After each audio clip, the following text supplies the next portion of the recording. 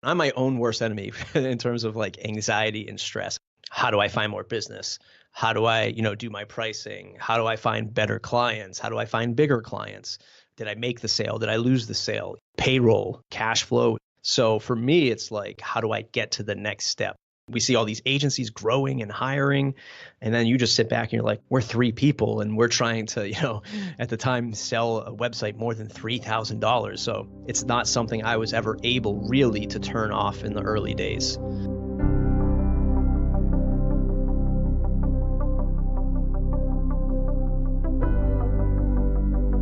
A very warm welcome to episode 4 of the Press Forward podcast from WP and Up. Although it's still early days, it's been great to hear the feedback that you've provided about the subjects that we've covered thus far. We hope that you'll find the topics that we cover to be both informative and useful. They may be something that you've had personal experience with, and perhaps we'll cover areas that you'd like some help with. WP and Up is a charity in the WordPress space with a mission to support our community. Our help is freely available at wpandup.org, or you can call +44 20 33 22 10 80. The support is structured into 4 hubs. They are mental health, physical health, skills health, and business health. We know that admitting that we need help and support can sometimes be a real challenge. Many people like to carry on and assume that things will just get better by themselves. We're here to support you when you feel that you need a helping hand. Reach out to us and see how WP and Up can help you. The sharing of stories can be so useful, and today we're going to share stories from 2 people, Laura and Matt. Their stories touch on completely different topics, but they have a common purpose: to make you aware that you're not alone and that there are people out there who are going through the same things that you are. It's about shining a light on subjects that are often kept in the dark. Making things public and sharing your experience can really have an impact upon other people. If you think that you'd like to share your story on the podcast, then please visit wpandup.org/contact.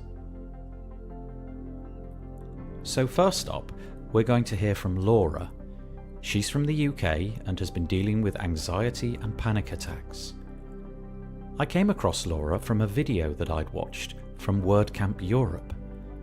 In that video, she very candidly explained what caused her to have panic attacks and how she managed them. So this is a trigger warning that we will be talking about anxiety and recovery. If you are impacted by these subjects, you can skip this section, which is roughly 6 minutes in length. I started by asking Laura to explain the background to her panic attacks, how they started, and how they affected her ability to work. So in early 2017, I was signed off work for a period of 4 weeks in total with severe anxiety. Prior to those 4 weeks I had off, I wasn't sleeping, I was having lots of panic attacks. Wasn't really sure why this was happening, or if there was a specific thing at work or at home that was causing this. So I went to the doctors. They prescribed me some anti-anxiety medication, long period of time off work, which I was ordered to relax. Also referred me to Mind, who is another mental health charity, who would be able to work with me in getting myself back to work and not feeling anxious about the fact that I'd had this time off, which is quite a key point. Where the type of anxiety that I suffer with is generalised anxiety, but some of the things that bother me are, am I doing enough at work, or is the work I'm doing being seen, and all of that sort of thing. So to then have time off, I think the doctor could see my face, was like, oh no, this isn't going to help because I'm not doing things, and am I going to get in trouble for that? So it was really good to work with that charity. And what this time off did was really it gave me time to reflect on how I was looking after myself, or how I wasn't looking after myself, evidently. So I started reading a lot more into anxiety and what you can do, like practices you can do every day to kind of help it. And it gave me the opportunity to really sort of turn my life around how I saw this. It was no longer a massive drain on me. It changed into being almost like a puzzle.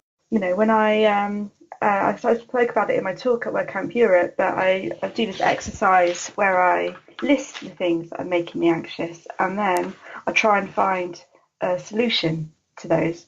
Not a solution, but a way of making that a bit easier for myself. Turning it on its head and sort of looking at it like that has really, really helped me. And since those 4 weeks off, I'm not going to say I haven't ever been anxious ever again. It was, it's not that life changing, but I have learned to manage it in a way that it doesn't drain me anymore. I look at it as like small problems. I break it up and I find solutions to it. And it's actually got a really nice sense of achievement in doing that. Someone mentioned it, somewhere on the internet, I don't even know what I was looking at, it talked about keeping this like a kind of worry diary. There's no one size fits all, sort of, you have to do what's right for you. For me, that really, really worked. And but just the process of writing it down almost felt like it was like coming out of my head then, and it's somewhere else. And I know what I'm going to do with it. I know I will find a way of making it easier for myself, and it almost satisfied my anxious brain into me doing something about it. I am what you would have described as like a worried child. As a child, I worried about everything. I was like in school reports and stuff, the term that was used to describe me for I was like very conscientious, like meaning I really thought about things, and it's not necessarily a good thing because I would overthink things. And I think before, it's probably only in the last less than 10 years, I'd say maybe sort of 5-ish, that I've realised what it is. And before that, it was a lot harder because it would impact what I did on a day-to-day basis. Little things like going out to see a friend that evening, and if I was having a particularly bad day with feeling, I wouldn't know it was anxiety. I just felt like, I just don't want to do it. I just don't feel like I can do it. I didn't feel like that was a good enough reason to give to a friend who actually I do want to see. There's this just weird feeling of just not wanting to do it. Really strong to the point where I'd feel like, I've got flu, or I've got, bad tummy ache or something. I feel like I just lie, and it's always been there. But as I said, it's probably only really in the last sort of, I'd say maybe 5 to 7 years that I've given it a name. That in itself was quite a relief. It's like, it's no longer this weird thing that, takes over my head sometimes, and I don't know what to do about. Now, as soon as you give it a name, it's always like, okay, well, there's things you can do about that. Starting to say that opened up more conversations with friends who were also experiencing like anxiety or depression, who again haven't spoken about it, and it gave them, it's like, actually, I feel like that sometimes too. And then so my support network then just grew instantly just by me talking, mentioning it to friends. It's just really nice now. If I'm never ever not feeling like doing something, I can just say, you know what, not feeling up to it, or my anxiety is quite bad today. Do you mind if I, we reschedule to next week or something? And the reaction is always absolutely no problem. Take care of yourself. Let me know if you need anything. It's really, really nice.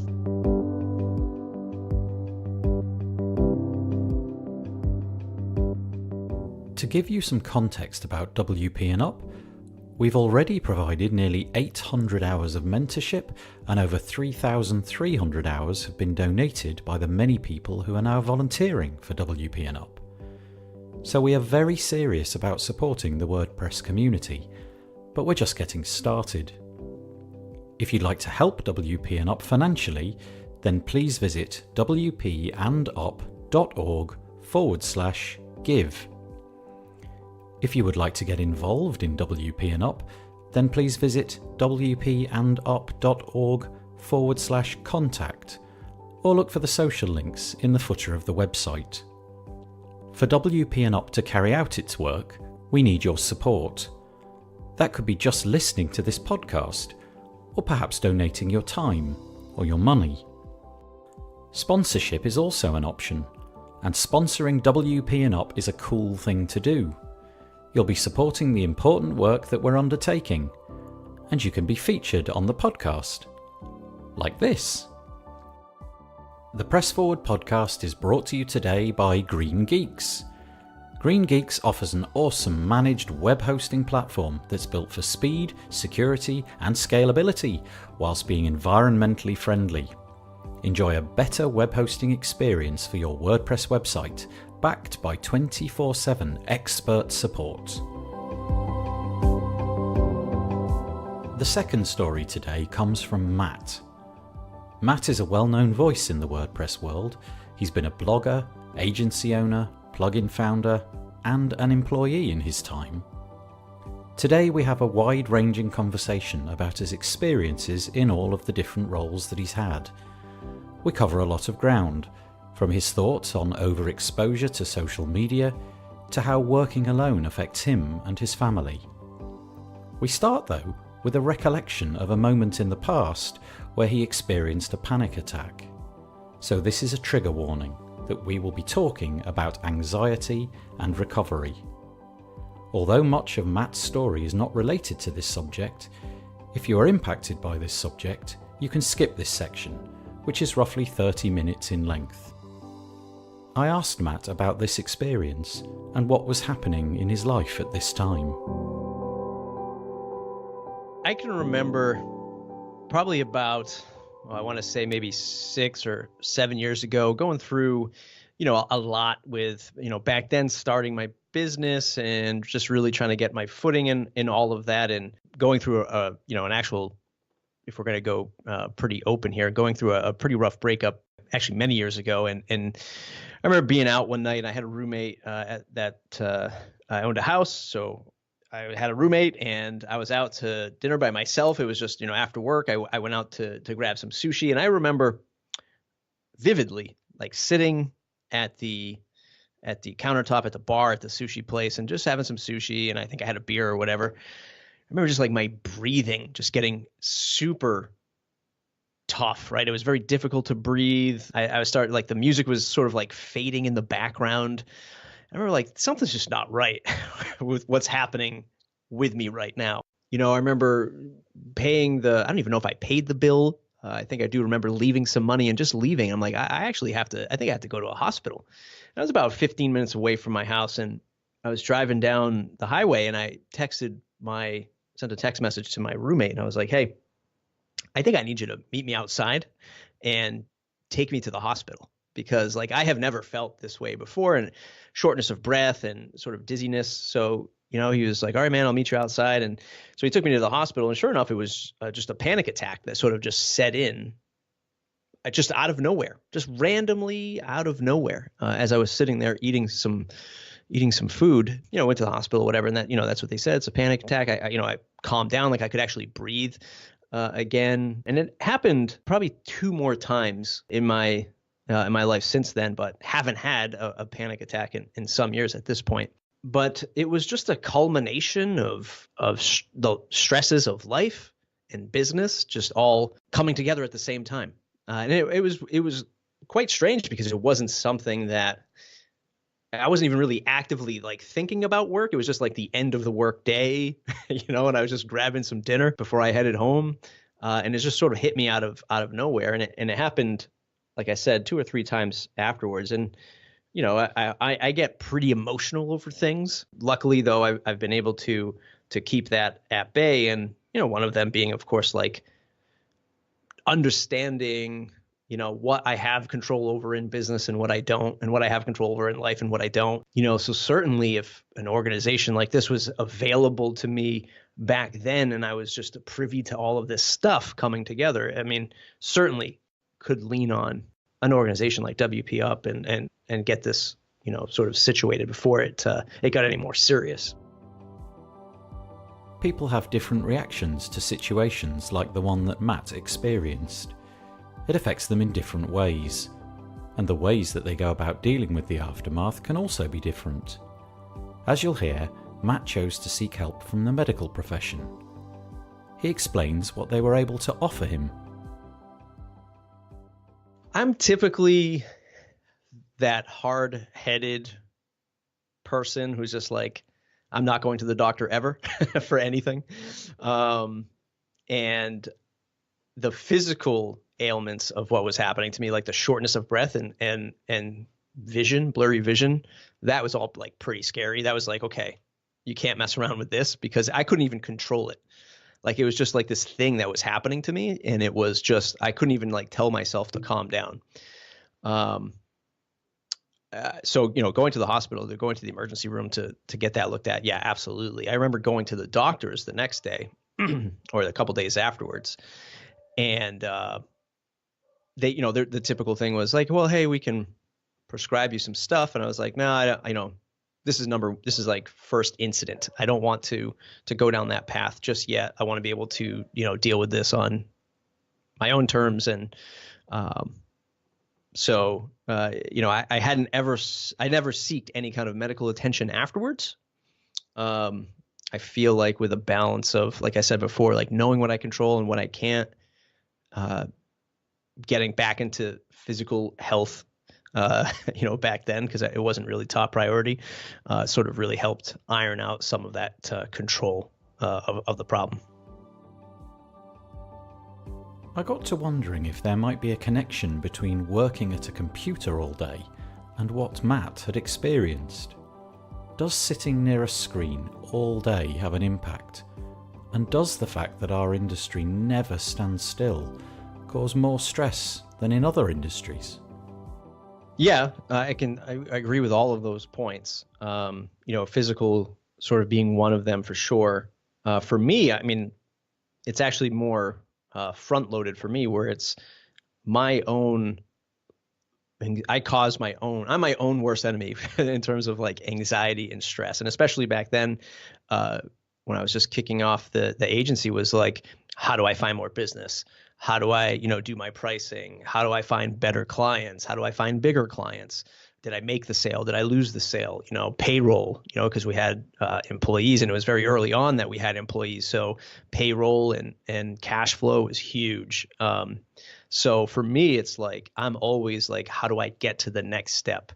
And to your point of like, we're in this tech space and we're in the WordPress space, and we see, all these plugins doing really great and having these awesome business models or business ventures. We see all these agencies growing and hiring. And then you just sit back and you're like, God, we're 3 people and we're trying to, at the time, sell a website more than $3,000. So, all of that, at least in my own context, is always something that is just like me pushing myself, right, to do better and to build the business. But it's not something I was ever able really to turn off in the early days. Like, I couldn't just, okay, I'm home, I'm done. I don't even think Netflix was around back then, but like, if I sit down and watch a Netflix show and just shut off from business, that was something that was just, I would just be up 24/7, just thinking and doing and working. We live in a world that's never been as connected as it is now. We get up, check our emails, then Facebook messages from friends. Maybe Slack messages are in the mix too. We're doing this on our commute, in our beds, walking down the street. It's now possible to literally be connected to the internet and work every waking moment. To some people, it's important to be available all the time. But then again, maybe we need some downtime. It's something that I'm always like thinking of. It's this constant, I don't even know, like mindset or dimension that we're in. And I'm always trying to be like cognizant of, like, I see this stuff like, very popular in the US is Gary Vaynerchuk and hustle and work hard. And he sort of reframed that a little bit, so people aren't so on edge when it comes to like his advice. But all of these little signals are constantly firing at you, whether or not you're consuming that content or not. If you're just scrolling, if you're doing the mindless scroll on like Instagram or YouTube, it's your brain still registers it, and you're still somehow affected by it, because you're like, there's another Gary Vee post, there's another, insert your favorite business person who's making, 10x more money than you. And it's just, you're saying you're not looking at it, but it's firing some synapse to let you know that it's still there. At the same time, it's a double-edged sword, because you have this love-hate relationship with social media. It's like you kind of need to be on it to stay relevant and to find new customers. There is a little bit of, it gives some ambition to see what others are doing, be like, wow, that's a great idea. I think I can do that, or I think I can do that better, or have a little twist on it. So it's like one of these things that we just have to use with caution, I guess. And the human race still hasn't been able, like, this is brand new stuff, people. Like, no one knows how to deal with this yet. It's only been out for 5 years. In my own life, I know that I've been guilty of allowing my phone to rule it, and I know that many people are the same. I don't really know how we all allowed our phones to become so integral to our lives, but last year I made a decision that I was at least going to exert some influence over how my phone ruled my life. I turned off all notifications, all of them, no exceptions. This has worked well for me, but I wanted to know if this would be desirable for Matt. To a degree, I did shut off like the instant notifications on all the social platforms, but that's because I was just more bothered by the phone vibrating and making noise like all the time.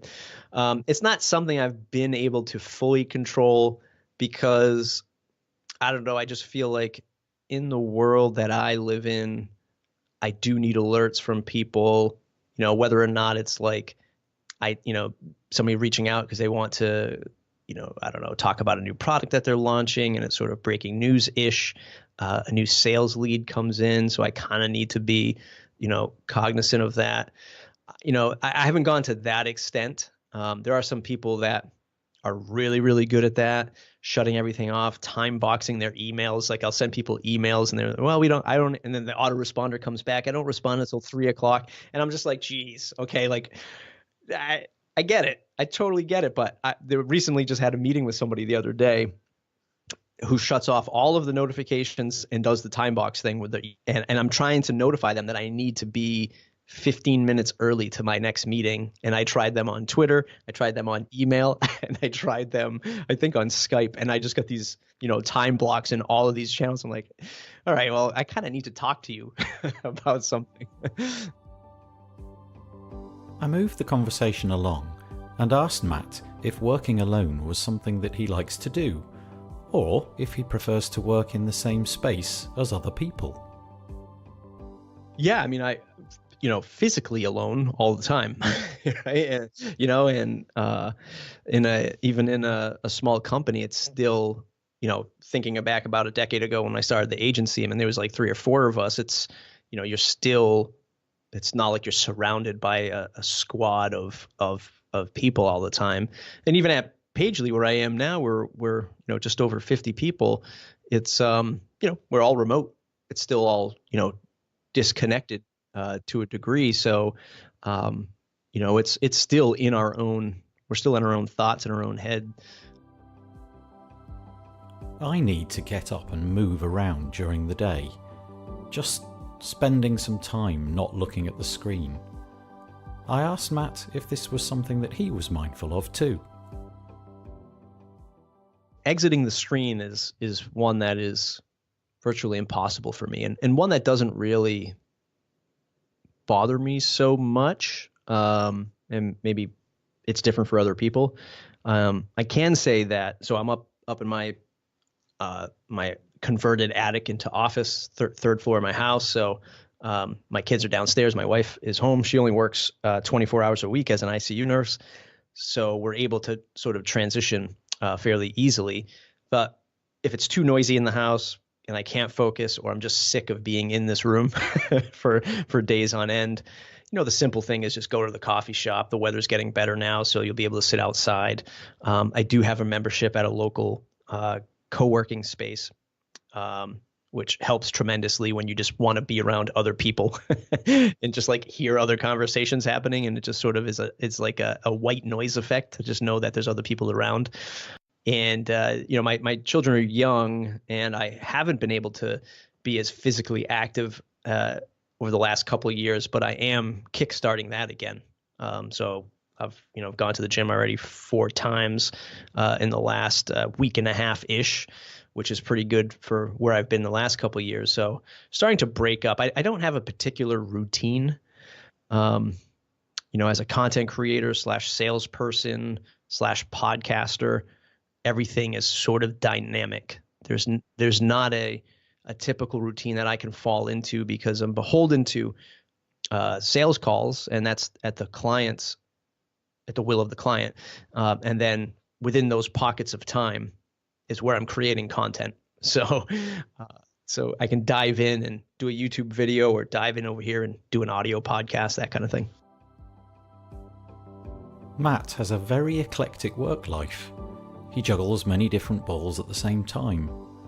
I know that some people thrive on doing multiple tasks, whereas others do not.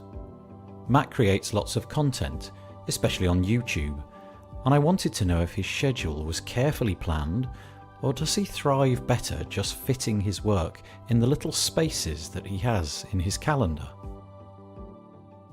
That's exactly, how it goes. I'm jealous of folks like you, because I've been on your other podcast, and now of course this one, and I see how prepared you are, and you have templates and forms, and I am quite the opposite, because I'm always changing that, and I'm always like, hey, if I built this template, I would be sick of it in a couple of weeks, and I'd be changing it again. So I just find it better to say, here's my calendar link, let's connect, and we'll just talk when we get on a show.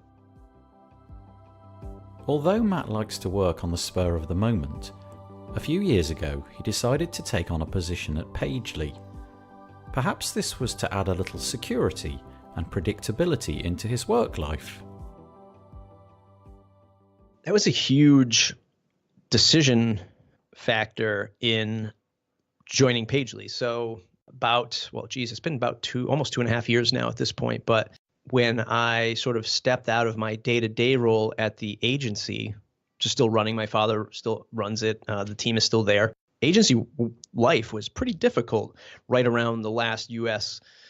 Presidential election. And whether it was because of the election or the economy, things were getting pretty tight in website sales and general internet marketing. There was a lot of stress. And it was, again, the same things. It's payroll. You're only as good as your last project, right? In the agency world, right? You only have so much runway. You only have so much business booked out. And it was just like, I had my youngest, we were about to have our second.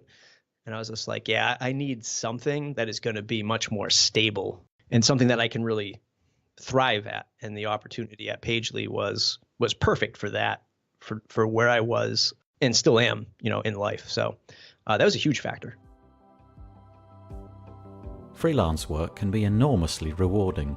When times are good, you are the one that made it happen. But of course, the reverse is also true. When times are hard, there might not be anyone there to share that worry with you.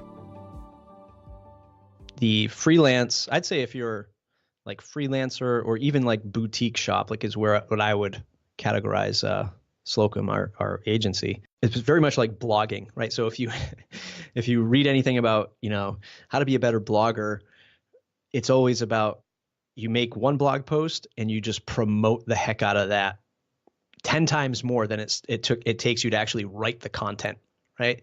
And no different than if you're a freelancer, you have to do the project, but then promote yourself 10 times as much as you spent on the project, or have a marketing wheel so that people can find you and you can sell to them, and just keep that pipeline filled as much as you can, or at least top of mind of prospects, so that when the down season comes, which is generally the holiday season for agency space, that people are ready to hit the road with you January 1 or whatever, so that they know that you're available for hire. WP and up would be, poised to have talks and have discussions, around someone's a healthy business, right? A healthy mind and a healthy business, and diversifying yourself, diversifying the business. One of the things that really kept the business afloat, which is sort of something that is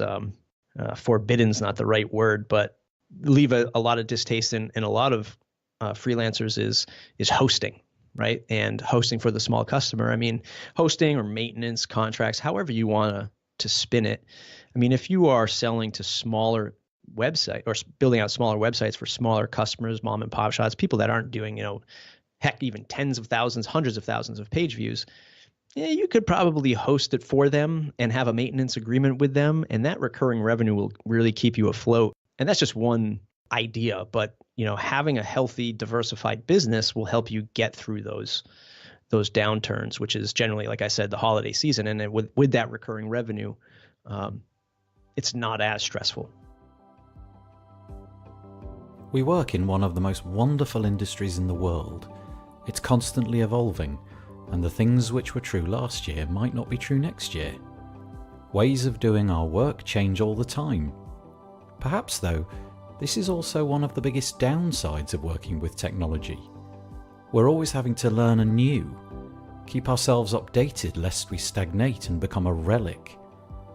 I know that this is an area that Matt thinks a lot about, so I asked him to just share his thoughts. Yeah, I mean, I have a lot of thoughts around this topic. From a mindset perspective, this was one that was very difficult for me to really get a grasp around in my first few years of being in the digital space, right? And even before starting the WordPress agency, but really understanding that we ultimately don't have control over any of this stuff. So let's just come to terms with that right now, right? Which was difficult for me to learn in the beginning. So what do I mean by that? Some examples were, hey, seeing other agencies or other developers win projects that, I was bidding against or bidding for, and just like, how did they get that? Oh, they're part of the WordPress community already. They're known, they have connections, they have an in. And then it became, hey, let's get into the theme space. And we started building out themes and putting themes up in WordPress.org. And then, we'd see ours get denied, but others get approved. And I'm looking at it going, it's the same thing. Why are we getting? Oh, they're a well-known author. They have connections to the community, and this is how. So, kind of understanding that. Look, I don't have control over all of this stuff, and I need to come to terms with that and understand that it can change on a dime. It could change overnight. It could change in an hour. It could change in a year. And just me understanding, I like to say that, I like agency space because to me, it's sort of a game where the rules are just stay in bounds and I can do anything in the middle, and no one is going to, so long as I don't go out of bounds, I can try to, move the ball, to use a sports analogy. I can move the ball down the field however I see fit. Business is like that too. It's not just the WordPress space. I always see it as a game where it can change, but I can still do whatever I want to push forward. So that's like sort of step, number one in the WordPress space, more specifically, and any business, I guess too. It's there will always be the ups and the downs. I'm sure that there's a real scientific term for this, or a real theory around this, but we have a roller coaster ride is how I would put it. And it's always up and down. And I think now what we're about to see is we're going to go back up. Like we went down these last couple of years in terms of agency work and even themes and plugin products. The adoption or the rollout of Gutenberg really caused like this down. But I think now we're going to start to see the upswing. We're about to see what new opportunities, lie ahead. Out of all of this chaos will come, the new thing that folks are going to latch onto in the WordPress space. With that said, I always know that it can change, and I'm always looking at, what's the 1 degree away from WordPress that I either can pivot to, or that I should be learning about, or that I, should keep a finger on the pulse of in the event WordPress.org ceases to exist. That's a tall order. That's certainly a tall order, but you just never know what could happen. As we learned, Pagely is a distributed team of roughly 50 people. In a company of that size, it's likely that the staff will need to take time off unexpectedly. I know that Matt's had a very varied work history, and I asked him next if working for an employer had enabled him to worry less about some of the unpredictabilities that life can throw at you.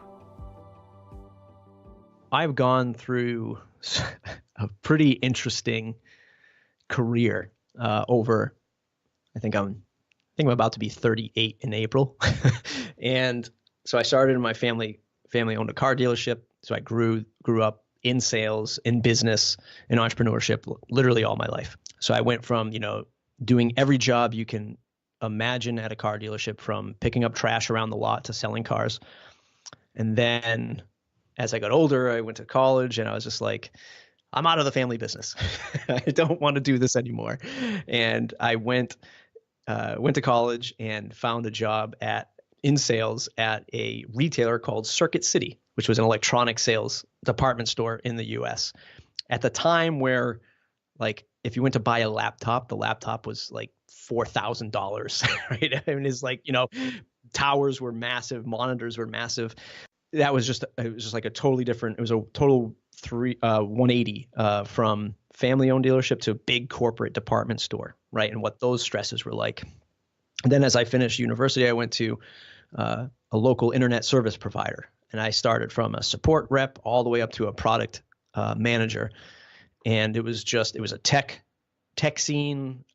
Tech was booming. This is like early 2000s or late 90s, early 2000s. So tech was booming, and then tech dropped.